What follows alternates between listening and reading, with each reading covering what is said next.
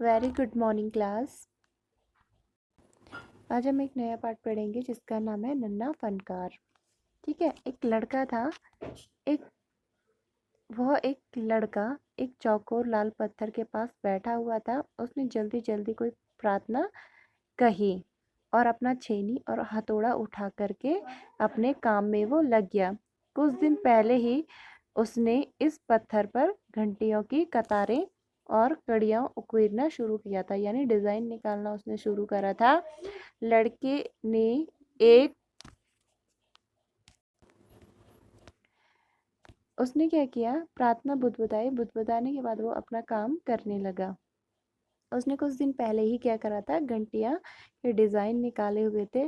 लड़के एक अध बनी अधूरी घंटी और छेनी की नोक पर टिकाई हुई थी। सावधानी पूर्वक वो क्या कर रहा था, हथौड़े से घंटी पर नकाशी कर रहा था।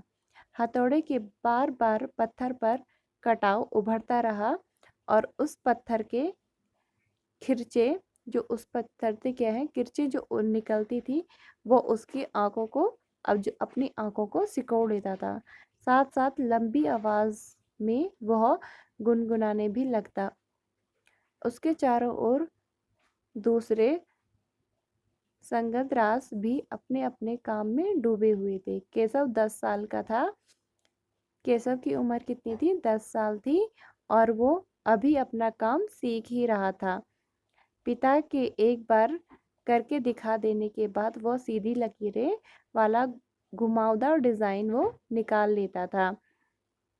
अभी तक उसने नक्काशी का काम सीखा ही था। उसने घंटियों को बनाना ही सबसे ज़्यादा मुश्किल काम लगता था उसको। घंटियों का काम जो है उनका डिज़ाइन निकालना उसको बहुत ही मुश्किल काम लगता था। केशव जानता था एक दिन वो ये काम भी जरूर सीख पाएगा। घोड़े वो सोचता था, बेल बूटे, कमल के फूलों, लहराते हुए सांप और इटलाकर चलते हुए घोड़े सब पत्थर पर उकेर पाएगा, ठीक उसी तरह जैसे उसके पिताजी बनाते हैं। कई साल पहले जब वह पैदा भी नहीं हुआ था तो उसके माता पिता गुजरात में रहते थे।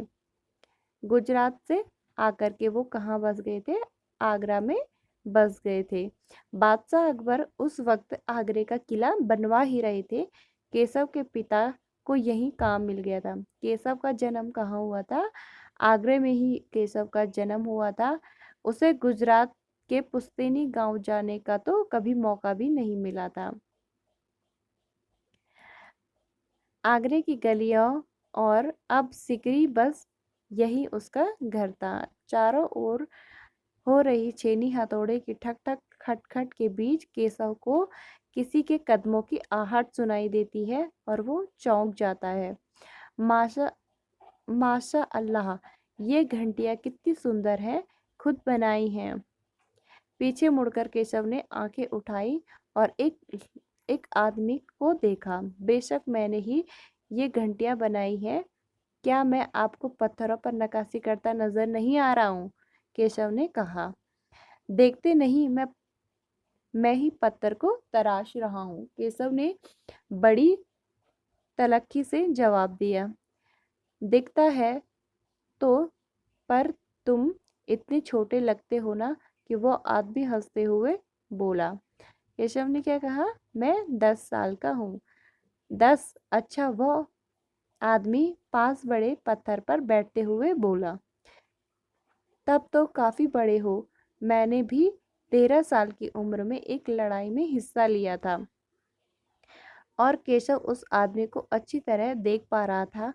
उसकी उम्र कितनी रही होगी, 30 से ऊपर रही होगी। और कद कैसा था उसका, मझोला कद था। वह सफेद अंगरख और पैजामा पहने हुए था। कपड़े उसने कैसे पहने थे, सफेद कपड़े पहने हुए थे। उसके लंबे लंबे बाल और गहरे रंग की उसने लाल रंग की पगड़ी पहनी हुई थी। उसने अच्छी तरह ढके हुए थे।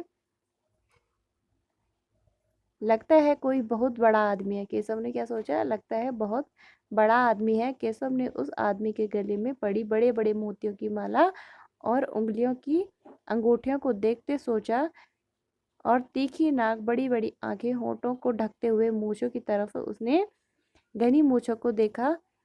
केशव उस आदमी के व्यक्तित्व का मुयाना लगा ही रहा था कि ये कौन हो सकता है। तभी उस आदमी ने एक नक्काशी की तरफ इशारा करते हुए कहा, इस लड़ी में अभी काफी काम बाकी है। इससे पहले ही केशव कोई जवाब देता, उसने किसी को तेजी से दौड़कर आने की आवाज सुनी। यह और कोई नहीं था, महल का एक पहरेदार था। उसने कहा, हुजूर माफ करिए, मुझे आपके आने का पता ही नहीं चला। हांफते हुए उसने कहा, फिर ठहक मुड़कर भौचक से खड़े केशव को घूरते हुए बोला, बेवकूफ, खड़ा हो। हुजूर आला के सामने बैठने की जरूरत कैसे हुई? तूने झुककर सलाम कर। वो पहरेदार क्या बोलता है, तुम उसको झुक करके सलाम करो। अब केशव का माथा ठनका, उसे कुछ कुछ समझ आ रहा था। बदवासी में छेनी हाथ से छूटकर नीचे गिरी उसकी। वो जल्दी से उठा करके, अरे कहाँ, ये बादशाह अकबर तो नहीं। यह ख्याल आते ही उसने झुककर सलाम किया। खरगोश की सी कतार नजरों से अकबर को देखते हुए कहा। अकबर को पहरेदार की यह दखल अंदाजी बिल्कुल भी अच्छी नहीं लगी थी। उन्होंने खींचकर पहरेदार को वहां से जाने का इशारा किया। ठीक है सिपाही, कुछ देर के लिए हमें अकेला छोड़ दो, इसने कहा बादशाह अकबर ने। पहरेदार तो वहां से चले गया, लेकिन केशव असमंजस्य में था कि उसे क्या करना चाहिए, वापस अपना नक्काशी का काम शुरू करे या बादशाह के हुक्म का इंतजार करे। दिल तो उसका भी अभी भी धक धक कर रहा था। हाँ, पर अब क्या था, वो डरा हुआ नहीं था, क्योंकि अकबर प्यार से उसे देखते हुए मुस्कुरा रहे थे। तुम्हारा नाम क्या है? अकबर ने नरम आवाज से उससे पूछा। केशव ने अपना नाम बताया। केशव, क्या तुम मुझे नक्काशी करना सिखाओगे? उलझन में पड़े केशव ने तुरंत सिर हिलाया।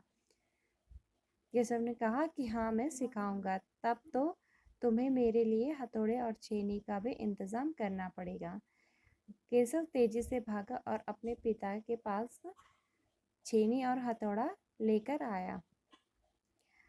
दोस्ताना अंदाज में केशव के पास जमीन पर बैठ गया। केशव क्या है, उसको नक्काशी का काम सिखा केशव जो बादशाह अकबर थे उनको नक्काशी का काम सिखाने लगे। जैसे ही बादशाह अकबर कोई गलती पकड़ करते तो केशव क्या करता, अपनी धौंस जमाता, ये ऐसे नहीं होगा ये काम, ये ऐसे होगा।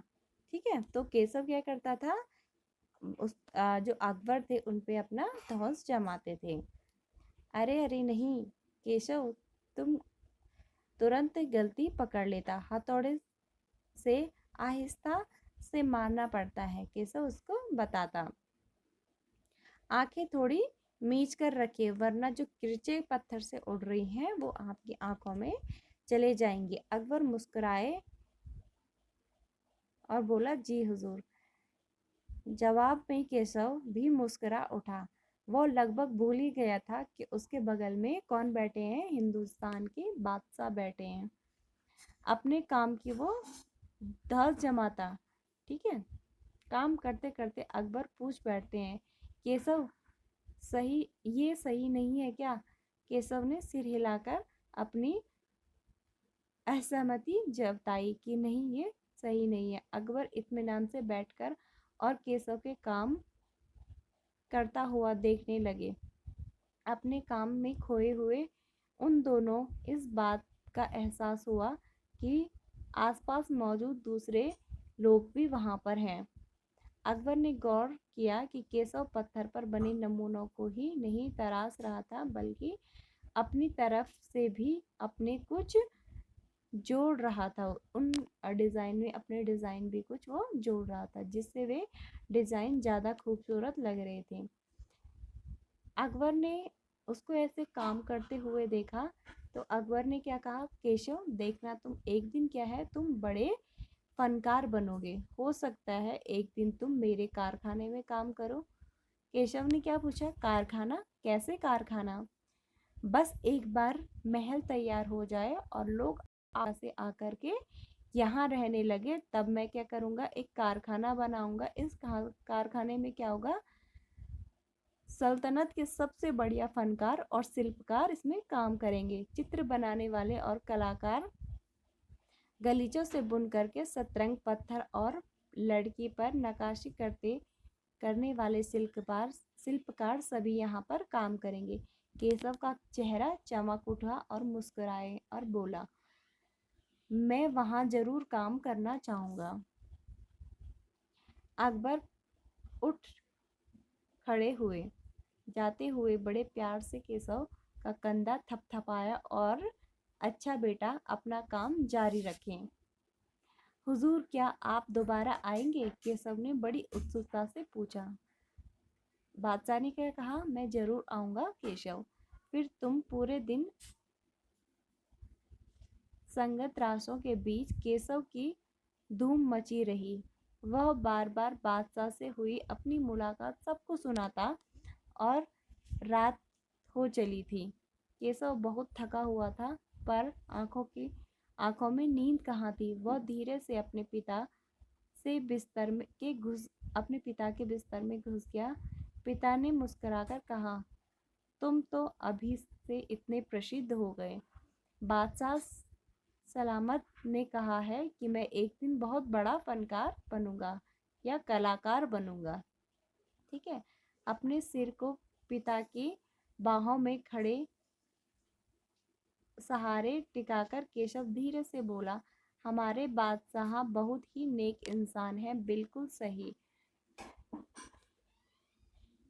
आगरा में एक से एक खूबसूरत महल है, फिर वो सीकरी में यह शहर क्यों बनवाना चाहते हैं? पिता ने कुछ याद करते हुए बताना शुरू किया कि हाँ बेटा, बादशाह अकबर की आगरा में एक बहुत सुंदर शहर है। वह सीकरी में एक नया शहर का भी एक खास कारण है। मैंने सुना है कि जब बादशाह अकबर की कोई भी संतान नहीं थी, इस वजह से क्या है, बादशाह अकबर ने क्या किया, जब उनकी कोई भी संतान नहीं थी, इस वजह से वे हर वक्त परेशान रहते थे। वे बहुत साधु संतों और फकीरों के पास गए। भटकते भटकते बादशाह ख्वाजा सलीम के चिश्ती के पास सीकरी आए थे। उन्होंने ही बादशाह को बताया उनके एक नहीं तीन संतान होंगे। शहजादा सलीम, मुराद और दनियाल। केशव ने चहकते हुए कहा, बिल्कुल सही। अब बादशाह ने ख्वाजा सलीम चिश्ती के सम्मान में सीकरी में एक नगर बसाने का फैसला किया है। केशव ने कहा, अच्छा अब समझा, इसीलिए बादशाह अकबर ने अपने बेटे का नाम भी सलीम रखा है। हाँ, और इसी कारण हम यह एक नए शहर के लिए पत्थरों को तराश रहे हैं। ठीक है। ऐसे करते हुए वो क्या है, धीमी सी आवाज करते हुए अपने पिता के बगल में सो गया। ठीक है।